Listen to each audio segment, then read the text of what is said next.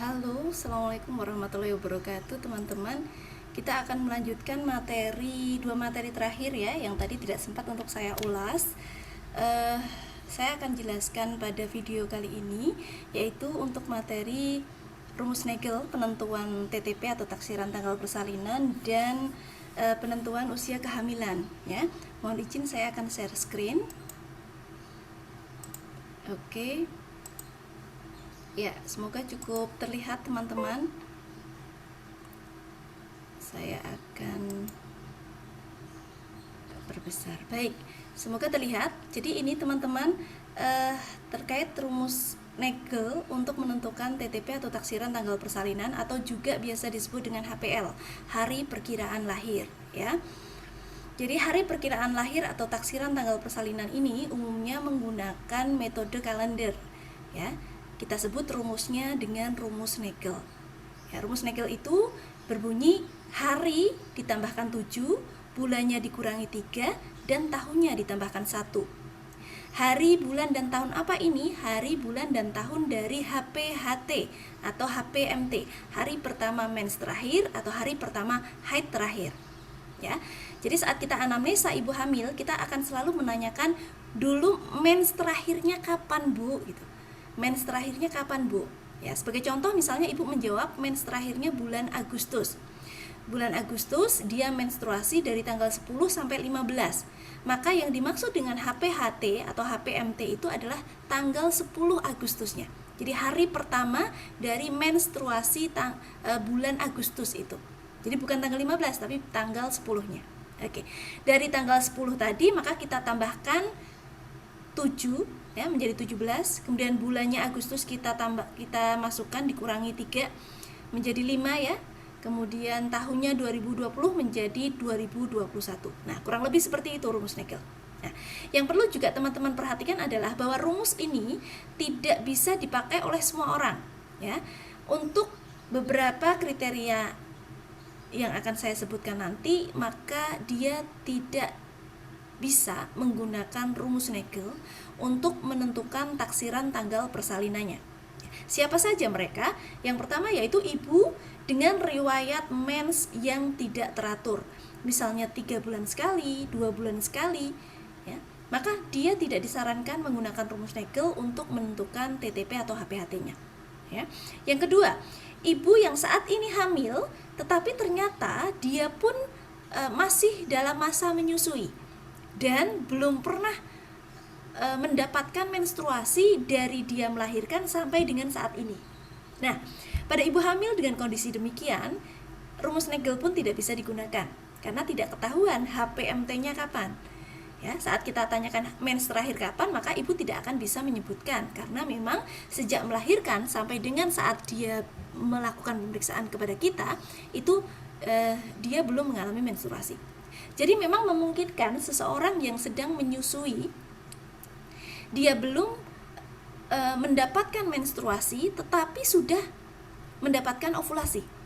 Jadi saat dia itu menyusui belum ovulasi terjadi dan kebetulan si ibu berhubungan badan dengan bapak, nah, maka kemungkinan hubungan ini akan menjadi kehamilan karena ibu sudah mengalami ovulasi meskipun belum menstruasi. Nah, seperti itu. Pada kondisi-kondisi ibu hamil dengan kondisi tadi, maka rumus Nagel tidak bisa digunakan. Yang ketiga, ibu yang saat ini hamil tetapi dia post akseptor pil KB. Dia pun belum mengalami menstruasi. Ya. Jadi biasanya setelah kita menggunakan satu alat kontrasepsi hormonal itu akan ada kondisi reversibilitas atau kembalinya kesuburan. Ya, pada masa kembalinya kesuburan itu ditandai dengan menstruasi. Ibu misalnya kemarin menggunakan pil KB dengan jangka waktu yang cukup lama, dia lepas tidak lagi menggunakan pil KB, belum mengalami menstruasi dan ternyata setelah beberapa saat diketahui ibu hamil. Nah, dalam kondisi demikian, kehamilan dalam kondisi seperti ini pun tidak bisa menggunakan rumus Nagel untuk memperkirakan tanggal persalinannya. Nah, seperti itu teman-teman untuk penggunaan rumus Nagel. Ini contoh yang tadi saya sampaikan. Misalnya HPMT-nya tanggal 10 Agustus 2020, maka TTP-nya 10-nya ditambahkan 7 menjadi 17, 8-nya dikurangi 3 menjadi Mei 2020 ditambahkan 1 menjadi 2021. Ketemu taksiran tanggal persalinannya. Baik, saya kira cukup jelas. Saya lanjut pada materi penentuan usia kehamilan, teman-teman. Ini untuk menentukan usia kehamilan. Ya. Sederhananya dan yang paling dikata valid gitu ya, menggunakan hitungan. Dihitung sederhana dari HPMT hari pertama mens terakhirnya sampai dengan hari ini atau hari yang diinginkan dicari usia kehamilannya, ya. Januari, Februari, Maret dan seterusnya, ya. Diperhatikan apakah bulan tersebut 31 hari atau 30 hari atau 28 hari untuk tahun kabisat. Nah, ini contoh pada aplikasi penghitungannya. Misalnya saja demikian. Saya gunakan yang tadi, yaitu tanggal 10 bulan 8 20 sebagai 2020 sebagai HPMT-nya, dan yang dicari adalah usia kehamilan saat tanggal 17 Mei misalnya. 17 Mei 2021. Dihitung, kebetulan dari bulan Agustus ini kemudian kita buat daftar sampai dengan bulan Mei 2021. Bulan 9, bulan 10, 11, 12, kemudian menuju ke tahun 2021, bulan pertama, bulan Januari, Februari, Maret, April, sampai ke bulan Mei. Mohon maaf. Setelah itu, kita akan menghitung ada berapa minggu dalam bulan tersebut dan sisa berapa hari. Misalnya saja tadi tanggal 10 bulan Agustus. Dari tanggal 10 sampai dengan tanggal 31 Agustus, kebetulan Agustus itu 31 hari, maka ada sekitar 22 hari. Nah, 22 hari itu kalau dipecah menjadi minggu akan menjadi 3 minggu, 21 hari 3 minggu ya. Lebihnya 1 hari. Ya, 3 minggu 1 hari.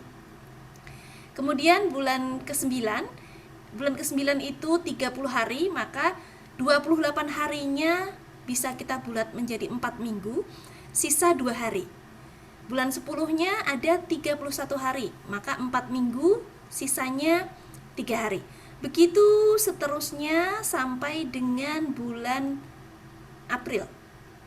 Ya, ini kebetulan Februari hanya 28 hari ya tahun 2021 ini karena kabisat, maka dia tidak ada sisa hari karena hanya 4 minggu. 28 hari itu 4 minggu.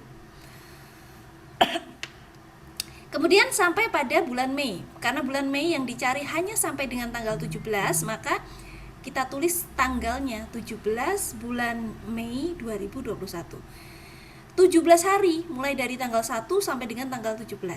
17 hari itu kalau dimasukkan dalam minggu maka akan menjadi 2 minggu, lebihnya 3 hari. Ya, lebihnya 3 hari. Nah, selanjutnya kita akan tambahkan masing-masing minggu dan masing-masing hari yang sudah kita data di atas tadi. Dari 3 minggu tambah 4 minggu, 4 minggu, 4 minggu terus sampai dengan 2 minggu ini, maka ketemu 37 minggu. Hari pun demikian, mulai dari 1, 2, 3 terus sampai dengan 3 hari. Ketemu 22 hari. 22 hari pun kita masukkan ke dalam minggu. 22 hari adalah 3 minggu lebih 1 hari. Ya. Nah, baru kemudian kita tambahkan minggunya. 37 minggu ditambah 3 minggu, ya.